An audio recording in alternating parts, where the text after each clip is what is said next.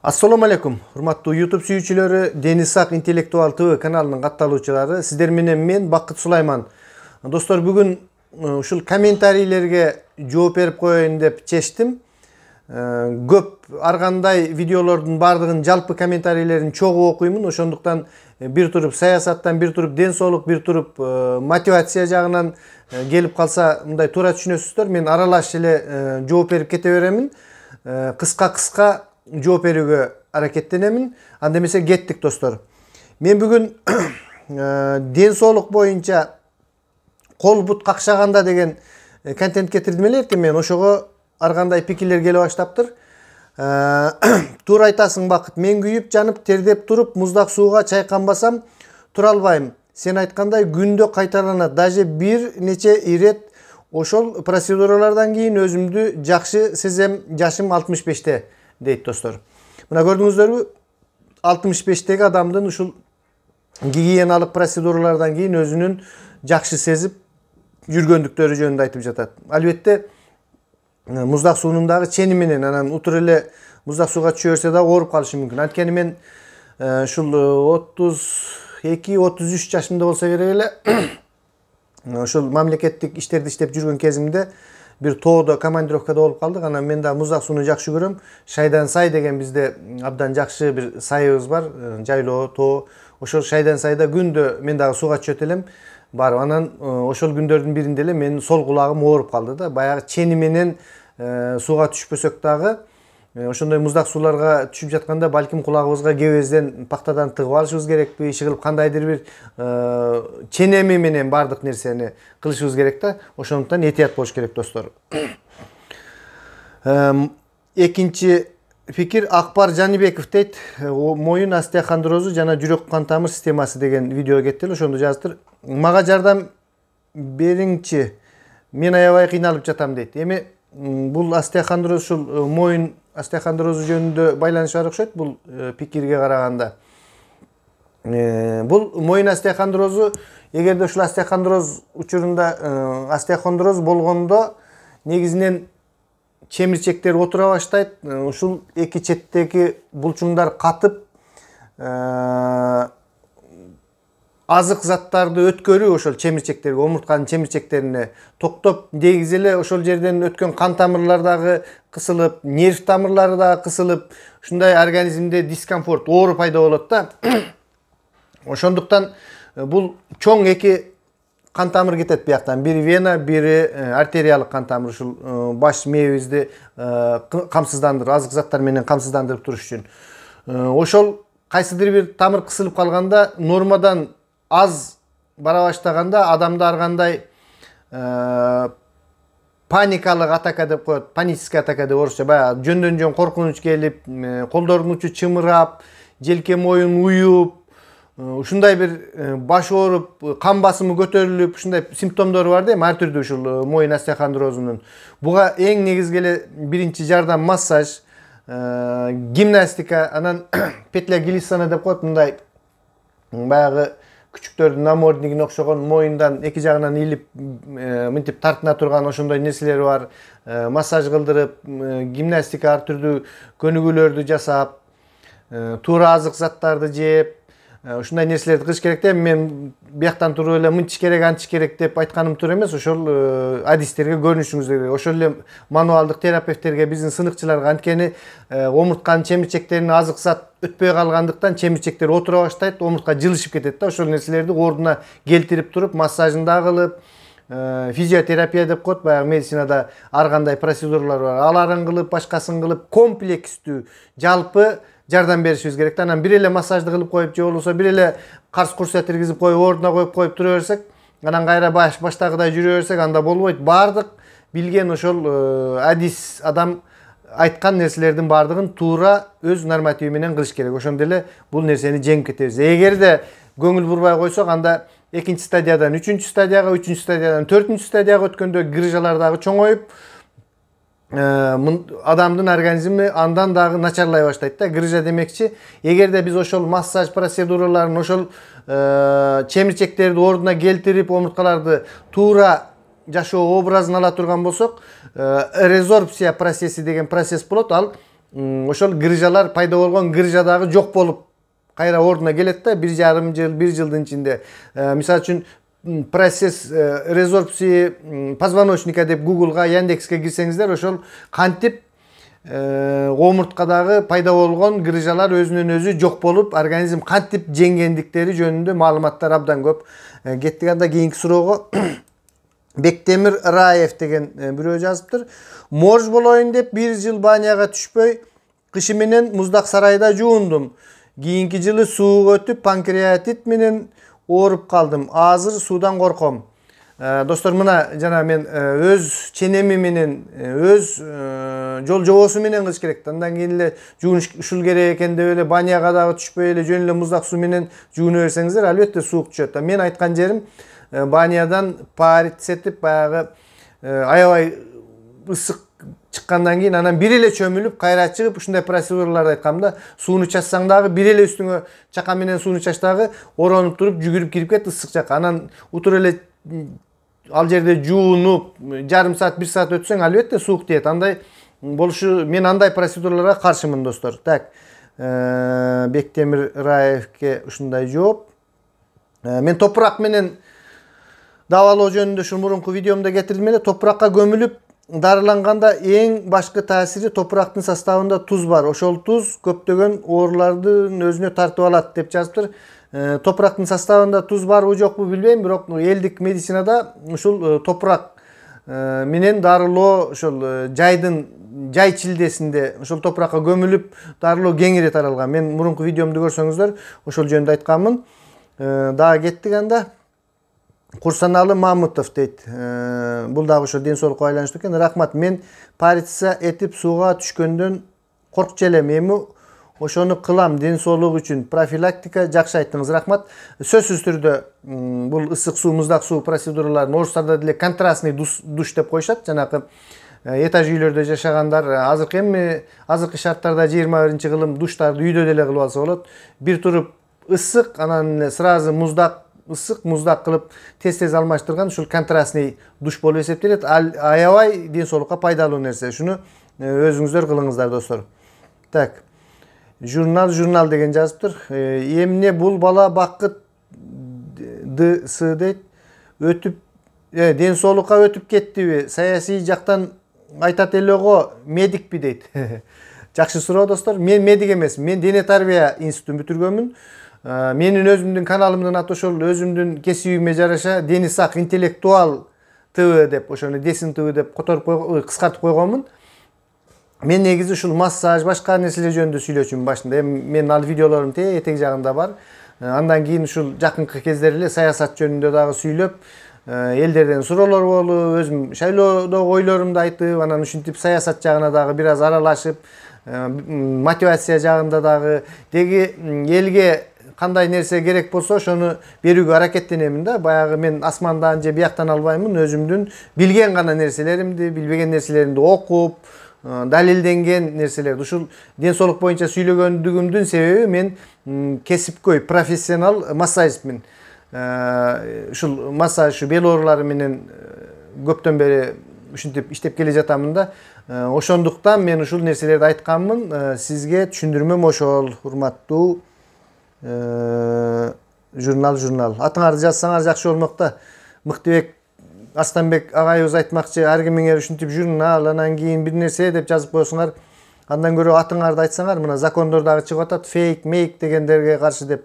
Өзүңөрдүн атыңарды, Кудайым берген атыңарды айтып, деп чыксаңар, бизге да жакшы кайрылган. Андан кийин журнал экен деп ага жооп берүү дагы мындай орусча айтканда, неприятный, кыргызча айтканда кандай деп койсом, бир көңүлгө туура келбейт да. Мен журнал дегенге сүйлөгүм келбейт да. Мен бир адам болсо ошого жооп берсе жакшы. Так, андан кеттик. Айда Адигинеева. Так, бул Асөл Молдакматованын Путинге кайрылгандыгы жөнүндөгү пикир экен. Россияда иштеп жүрүп, элим жерим деп келген медиктерге терең таазим. Бар болгула, жүрөгүңөр биз деп соккон үчүн чыныгы баатыр силерсиңер. Эч өзүңөрдү пиар кылбай эле жардамга келдиңиздер. Эң туура, эң байкаган жакшы нерсе, рахмат, ушул биздин негизи эле medikтерибиз болобу, медик эместерибиз болобу, чет жерде жүргөн адамдарыбыз дагы чет жакта карап туруп калбай, жардамын сунушуп, кыргыз элин унутпай, жүрөгү Кыргызстан деп согуп, ушинтип жардамдарды берип, ынтымакта ооруну жеңип жатабыз да достор. Ал эми медиктерге өзгөчө таазим. Мына автобус, самолеттор менен утуру кетип жатышат. Биринчи поток, экинчи поток, үчүнчү медиктердин келгендери бүт жактардан келип жатышат. Чет өлкөлөрдөн, алыскы чет өлкөлөрдөн, Турциядан дагы келди деп угуп жатабыз ушул интернеттерден көрүп. Ошондой эле ушул Россия мамлекетинин дагы мына биринчи 120 доктору барды, аскердик медиктери. Мен дагы мурда какшап ушул аскерий жардам медиктерди сурабады деп айтып жүрчү элем. Бир аз кечигип сурашты, бирок барды ошол докторлар. Андан кийин 50 доктор Башкириядан барды. Ушул нерселерди көрүп отуруп абдан ыраазы болосуң да. Эми баягы албетте анча-мынча бул Россияда жүргөнүбүздө капачылык, башка нерселер болуп кетет экен, башка улуттун өкүлдөрүнө, ушул жактагы адилетсиздиктерге. Бирок ушундай кезде бизге жакшылык колун сунуп, адамдарды ажалдан арачалап калган Орусиянын ушул бийликтерине, ушул докторларына өзгөчө чоң ыраазычылык. Бизге ишеним пайда болуп, ушул орустардын келип, күчтүү докторлордун келгендиги адамда ишенимди пайда кылат да. Ишеним болсо, мен мурда дагы айтканмын, ишеним болгондо биз ооруну ар кандай нерселерди биз жеңебиз. Ийгилик болот сөзсүз түрдө. Чоң рахмат биздин медиктер, ошол чет өлкөдөн келген медиктер бардыгыңыздарга. Албетте орустар мен каналымды эле көрбөйт, түшүнбөйт деле болуш керек. Бирок ошентсе дагы жүрөгүмөн чыккан рахмат, ыраазычылык. Так. Айда Адигинеевага ошентип жооп бердик. Андан кийин Асанбек Камбаров дейт. Бул кол бут какшаганда деген видеого кетиптир. Ассалому алейкум Бактаке, кандайсыз? Менин суроомо көбүрөөк маалымат берип койбойсузбу? Басканда буттун аркасы ооруп эле жүдөттү, канткенде жакшы болот дейт. Достор, мен азыр бир мячигим бар эле, ошону көрсөтүп коеюн. Микрофонду түшүрүп туруп азыр.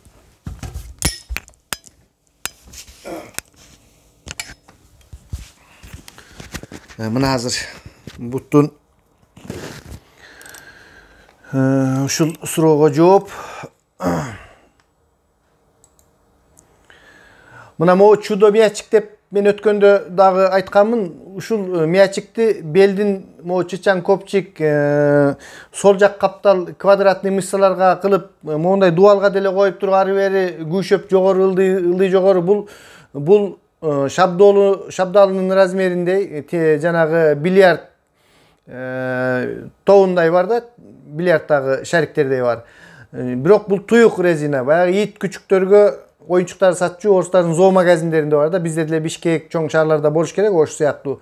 Алсаңыздар, ушул эле нерсени, мисалы үчүн, полго коюп туруп, ошол жерди катайтетип, ары бери тоголотуп, жоон сандын аркасы, бул согончоктун оорусу ушул жоон сандын аркасындагы мышцалардын, ушул булчуңдардын катып калганынан бүт ошол нерселерди жумшатсак эле айыгып кетет да, бел ооруганда дагы. Мына мен азыр өзүм деле кээде белим ооруп калат, мени ким массажламак эле? Массаж биякта абдан кымбат, 2000 рубль болуп турат да, 2000, 1000.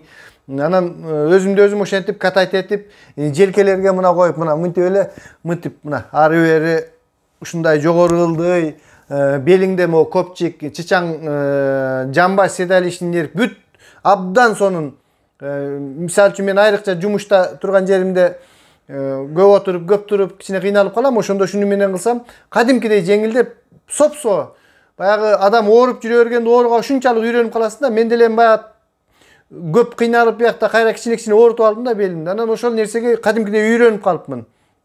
Белимдин ооруганына мен ага көңүл деле бурбайм да. Анан өткөндө ушуну катайтетип жүрүп айыгып калып, мен өзүмдү бир башкача бир канаттуудай сезип эле көрсөм, мен ооруга үйрөнүп калган экенмин. Оорубай соо жүргөнүмдө бир башкача болуп, кандайдыр бир нерсе жетишпегендей болуп. Мына достор, ушул чудо мячик. Башка нерсенин кереги жок. Массаждын да кереги жок, башканын да ушуну катайтеткиле аяка бияка. Мен айта берем, бирок кылбайсыңар да, мен билем. Канча мен Кыргызстанга барганда көрсөттүм, башкаларды эч ким көңүлүн бурбайт, кылбайт бул нерсени. Кылыш керек достор. Так, кеттик. Андан кийин дагы ушул ден соолук боюнча суроо болуптур.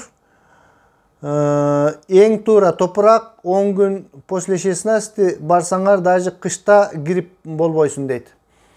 Эми toprakka ысып алып эле кышта кирип болбойсун дегендин өзү дагы бир аз катараак болуп калышы мүмкүн. Бирок дене бою чың адамдар кирип эмес, башка мындай оорулар да мына азыркы кезде аябай ушул пандемия учурунда адамдын иммунитети жогору болгондугу керек экендиги мына азыр биз мурда маалыматыбыз аз, мындайча айтканда ушул ден соолук боюнча билимдерибиз тайкы болчу да, кызыкпайт элек. Жөн эле тамакты келе жеп жүрүп. Мына азыр бизге ушундай ойлонгула деп Кудайым туура чечимдерге келгиле деп эскертүү берди да. Биз ден соолукка достор, биринчи байлык, биринчи ден соолук. Ден соолугуң болбосо сен миллионер, триллионер болуп кет. Анын эч кимге кереги жок. Үй бүлөңдө деле сен кесел болсоң, сен ашыкча звенодой болуп каласың. Ошондуктан оорубаганга аракеттенишибиз керек. Канчалык жакын адамдарың бар, канчалык колдоочуларың болсо дагы ден соолугуң чың болбосо достор, кыйын. Ошон үчүн ден соолукка көңүлдү бурушубуз керек. Мындай ушул топуракка түшүп же башка нерсе кылуу менен эле чектелип калбай, туура тамактануу, ошол ысык суу, муздак суу процедураларын дагы жасоо, иши кылып туура нерселерди кылышыбыз керек да. Гигиенаны сактоо, топуракка жатат десе анан кийин жатып алып анан жуунбай дагы башка нерселерди кылып, ушундай нерселерди кылсаңар дагы туура эмес. Бардык нерседе гигиена. Мына менин кечээ бир досум айтты. Биринчи байлык ден соолук дешет. Ал да мага окшогон экөөбүз бир факультетти бүткөнбүз. Ушу ден соолукка көңүлүн абдан бурган Алмазбек Эркебай уулу деген журналист экөөбүз досум да. Ошол Алмазбек Эркебай кече айтты, биринчи байлык ден соолуктун дагы фундаменти тазалык, гигиена орусчасы да. Мына азыр ошол тазалыкка көп көңүл бура бербейт элек биз. Гигиенага абдан көңүл бурушубуз керек достор. Ошол эң негизги чын эле ден соолуктун түпкү фундаменти тазалыкта турат да. Таза болушубуз керек каякта жүрүп. Мына азыр ушул тазалыктын кандай мааниси бар экендигин турмуш көрсөтүп жатат достор. Так, кеттик анда. Улан Кубанычбеков дейт. Бул да ден соолукка байланыштуу. О, Бакыт аба, ушундай полезный тема кылыңызчы. Мадумаров, көрсөң эле Facebookка кирсең деле Мадумаров саясаттан эс алалы дейт. Эми достор, саясаттагы керектүү нерсе. Биз баарыбыз эле саясатты унутуп коюп, ушундай бир нерселерди кыла берсек, саясаттагы саясий кадамдар, саясий башка нерселер дагы бизге чоң таасир этет да. Ошондуктан өз ден соолугубуз, өзүбүздүн ишибиз дагы болуш керек. Анан саясий жактан дагы биз дайыма көңүл бурбай койбой, активдүү шайлоолорго катышып, мисалы үчүн койчу, менсиз деле бүтө берет. Мен жок эле, алар давно чечилип калган бул нерселер деп кое турган болсок, анда ошондой болуп биздин кайдыгерлигибизден ушул кейипке келе беребиз да. Мен силерди үндөбөймүн, Мадумаровго үнүңөрдү, колдооңорду көрсөткүлө, же болбосо Текебаевга үн бергиле, же болбосо дагы бир мамлекет президент тарабынан бирөөгө деп эч качан бирөөгө мен мисалы үчүн мынтип анын жеке ишине кийлигишип, сен мындай кыл, сен андай кыл деп үндөбөймүн. Бирок кимге үнүңөрдү берсеңер дагы өзүңдүн жүрөгүңдөгү адамга, акча үчүн башка бирөөгө эмес, 10 000 сом берип атат же 5 000, өзүңдүн жүрөгүңдөгү. Каалайсыңбы президентти колдосоң жүрөгүңдө ошол нерсе болсо ошону колдогун. Каалайсыңбы Мадумаровду колдогун. Ошондуктан достор, саясаттагы сөзсүз болуш керек. Мен бирок саясатта мынтип кетип калбайм. Мен саясатта мен саясатчы эмесмин да. Мындай саясий прогноздорду кылуу жагынан айтып жатамын да. Ошол андан кийин рахмат дептир бирөө. Анан бирөөсү рекламага коюптур менин каналымда. Да, Катя Өмүрова деген кыз жазыптыр. Бакыт, сен кайсы шаардасың дейт. Эми достор, мен билгиңиздер келсе, мен Санкт-Петербургтамын. Кыргызстанга кете албай жатамын азыркы кездерде. Ушундай самолетторго барыш үчүн бир себептер болуш керек. Ошондой неме болгондуктан кетем деген оюм абдан бар. Кетишим керек. Азырынча мен Санкт-Петербургтамын достор. Рахатай Досоева деген кыз жазыптыр. Ошол ден соолук каналында. Туура айтасыз, мен да ошондой ыкма менен айыктым жакында дейт. Ушул ысык сууктук нерсе, контрастный нерсе мен айыгыптыр да.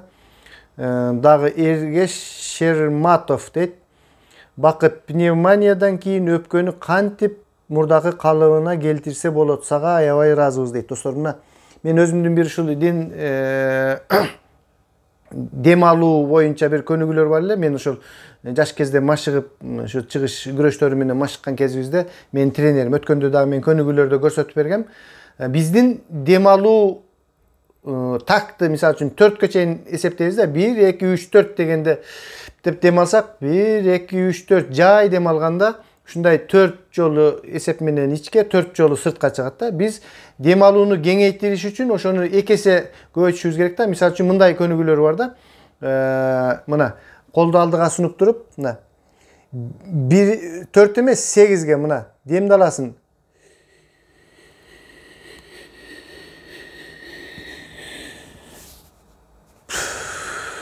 Демди чыгарабыз 8 дагы бул да.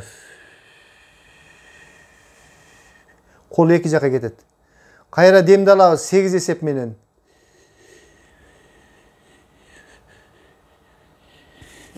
Кол көкүрөккө келди мына. Эми демди чыгарабыз. 2 жак менен кетти мына 8. Мен эми азыр силерге жөн түшүндүрүп берейин деп атам да мына. Кайра.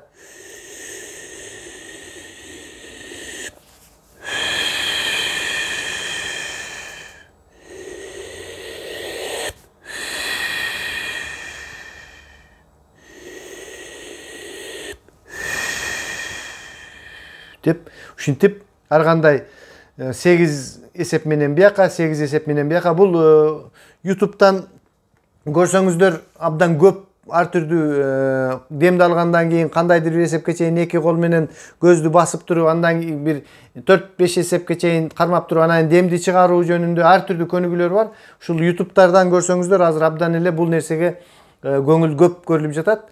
Иши кылып өпкөгө кадимкидей биз күч келдирип нагрузка кылышыбыз керек да. Каттуу эмес, мындай дегендей эмес, мындай деп акырын чыгарып, киргизип, ушул өпкөнү мисалы үчүн баягы кабырга сынганда деле шаар үйлө деген сыяктуу ушул өпкөнү акырындан күч келдирбей, акырындан биз өпкөнү ишке киргизишибиз керек. Организм албетте клеткалар туулуп көбөйүп турушат. Ошол иштен чыккан клеткаларыбыз какырык түкүрүктөр менен чыгып кетет. Анын ордуна жакшы жаңы клеткалар пайда болот. Албетте бул каттуу ооруганда 2 ай 3 айга чейин чозулуп кетиши мүмкүн. Ар кандай бул калыбына келүү процесси да. Бирок ушул көнүгүүлөрдү жасап, эртең менен таза абада басып, дене тарбия көнүгүүлөрүн жасашыбыз керек. Дене тарбия көнүгүүлөрүн жасаганда баягындай ыкчам резкий кыймылдарды эмес, акырында мындай 1 2 3 4 деген сыяктуу акырындан кыймылдап башташыбыз керек, достор. Мына ошол бул нерсе боюнча.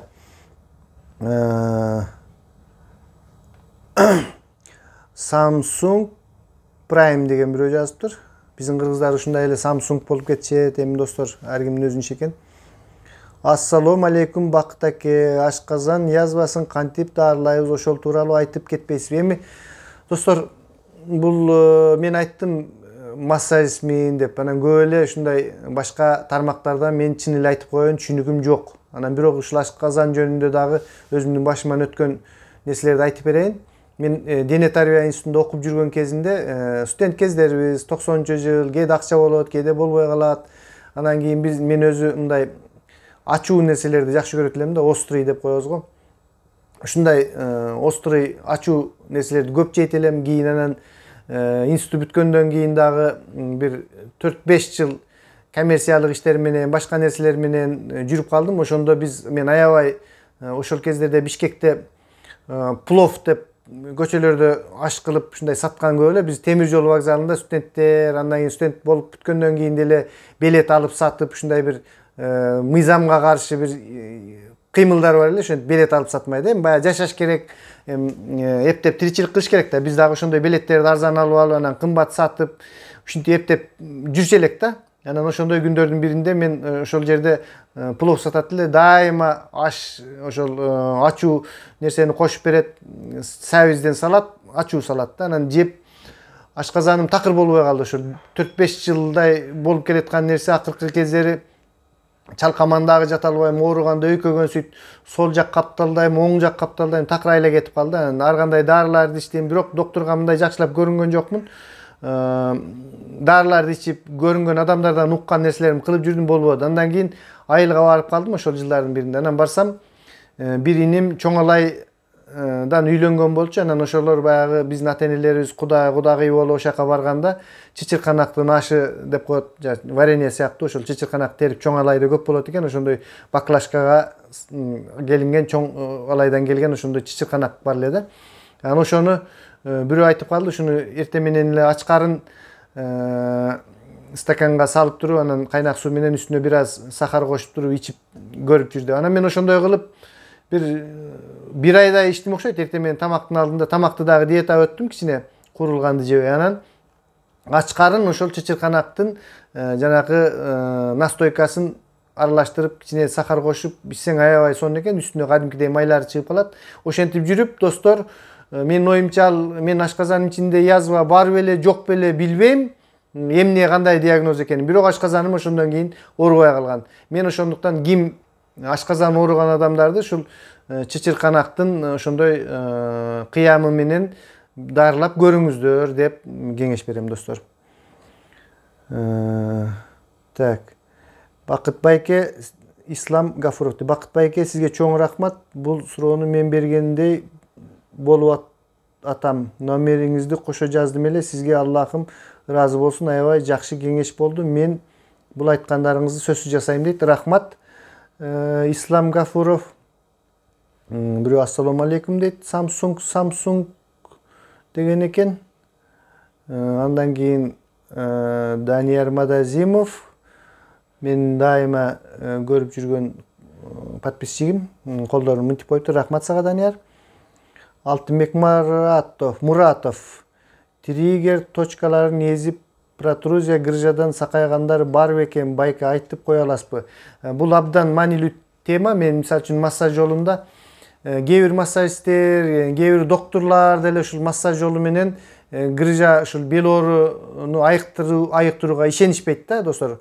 Өзүнө ишенбеген адис, өзүнүн колуна ишенбеген адис айыктыра албайт оорулууну дагы. Ошондуктан буларда түшүнүк жок да. Триггердик точкалар, ушул мисалы үчүн грыжа болгондо 95-96% учурунда 100 адамдын 96-сы ал грыжадан оорубайт беле, ал булчуңдардан гана болот да. Анын өтө аз кезде гана ушул грыжадан ооруйт да. Биздикилер грыжа болуп калса эле болду. Барып туруп эле операция кылыш керек, анан мынчыш керек, грыжаны жок кылыш керек деп грыжага көңүлдү бурбагыла. Грыжадан оорубайт. Мен качан болсо да өзүмдүн адамдарыма айтып келем, ушул кайрылгандарга. Булчуңдардан ооруйт. Булчуңдарды жанагындай топтор менен, массаж менен туура биз орусча осанка деп коет, мисалы үчүн мындай турушуңду ушу түз алып жүрүшүбүз керек да. Мисалы меники эмнеге ооруганын мен билдим. Гиперлордоз деп коет. Мен бел ченесиндеги омуртка алдыга жылып, жамбаш жак артка кетти, ошондо туура эмес нагрузка болуп, ошондой осанканы түз алып, эртең менен мисалы үчүн пресс качать этиш керек. Жок дегендечи. Эң оңой нерсе ушул пресс качать этүү да. Жок дегенде ушул пресс качать этип жүрсөңөр, курсагыңар тартылып, мындай дене бою түздөлөт да. Достор, ушундай триггердик точкалар деп баягы триггерлер мынтип басып көрсөңөр ооруп, ушул жамбаштын ичинде, сандын ичинде, сол капталда, мынау бөйрөктөрдүн тушдарында булчуңдар аябай катып калат. Ошол нерселерди езип массаж кылуу, миофасциалдык массаж деп коет. Мен ошол методиканы колдоном. Жок дегенде ушул мына мондай чудо мячик деп айткам, ушуну менен болсо дагы езип турсаңар эле жок болуп кетет ал ооручу. Ал грыжадан эмес. Грыжа ал өзүнөн өзү жок боло турган нерсе. Грыжа жаштарда деле боло берет, башкаларда деле боло берет. Ошол медиктер айткандай, грыжа нервди эч качан кыспайт, ал өтө аз учурда гана кысышы мүмкүн. Грыжа деген жумшак субстанция да, ал жумшак нерсе. Мындай медиктерден сурасаңар, ал силер ойлогондой камыр сыяктуу каттуу болуп мынтип кысып калбайт. Ал деген жумшак гана нерсе да.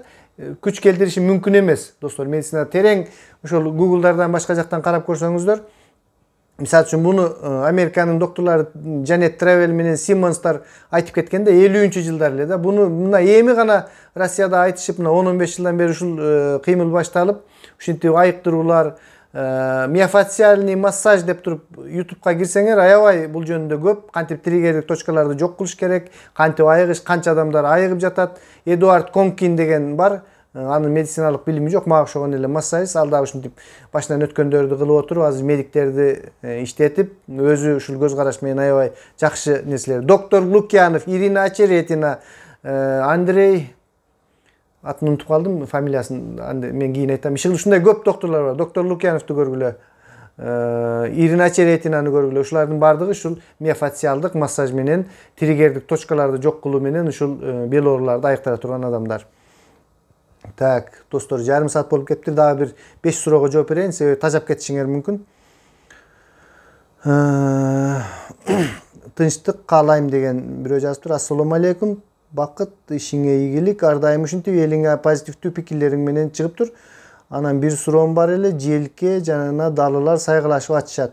Муздак болуп какшап турат. Мурда аябай чарчап, күч келгенде ошентип калчу. Азыр эми күч келбесе деле ачыштырып ооруп калат. Бул менимче шейный остеохондроз болсо керек. Ушуга кандай кеңеш бересиң? Албетте шейный остеохондроз.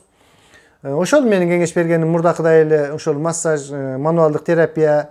Көрдүңүздөрбү достор, бул биринчи стадия, экинчи стадия, үчүнчү, төртүнчү болгондо ушинтип кете берет да. Эгерде биринчи стадияда билинбей эле ушул булчуңдар таалып, заттарды өткөрбөй калса, экинчи стадия болгондо ушинтип ачышып, башка симптомдор. Үчүнчү стадия болгондо, мисалы үчүн бел омурткаларда анда грыжалар көбөйүп, чемирчек отуруп, ал эми төртүнчү стадияга өтүп кетсе, так эчтеке кыла бербесиңер. Анда адам өзүнүн баягында эстетикалык жактан, мисалы үчүн желди кармап, же болбосо ошол эле сийдигин кармап тура албай, ушундай нерселерди контроль кыла албай, ошол нерселерге алып келет да, ушул остеохондроздун өнүгүп стадиялардан өтүп кете бергенде. Ошон үчүн кичине башталары менен булчуңдарды өз калыбына келтирсеңер, булчуңдардан кан, башка заттар, лимфа айлануу, кан айлануу бүт ордуна келип, нервтердин кеткен каналдары кайра организм жеңип чыгат да, достор. Ошон үчүн жакшы жашаш үчүн дайыма ден соолукту карап жүрүшүбүз керек, достор. Так. Достор, дагы эми уяттуу иште эме жок деп коет. Админ деген жазып коюптур. Братишка ойгонбой жатат, не кылсам болот дейт. Достор, эми эмне жөнүндө сөз болуп жаткандыгын жакшы билет болушуңуздар керек. Жыныстык жактан күчсүз болуп жаткандыгы да. Эми мен ушул несеге айта тургандыгым, бизде алтын тамыр деген бар. Мен ушул компресс кылгандагы тизе ооруларга пайдалуу деп. Бул аябай күч бере турган нерсе да, алтын тамырчы. Ушул тоо жайлоолордо бизде Ош базарда аябай көп сатылат. Арзан эле нерсе, баягы дары чөп саткан жагында. Ошого эле настойка кылып, аракка салып коюп, ошол нерсени 30 граммдан же 50 граммдан эртең менен тамактанардын алдында эми бизге мусулмандарга арак ичкен болбойт, бирок дары катары ушул 50 граммдан албетте көп болуп кетет. 30дан баштаңыз. Эгерде эффект натыйжа жок болсо, анда 50ге чыгарыңыз. Ушул нерсени кылып көрүңүз.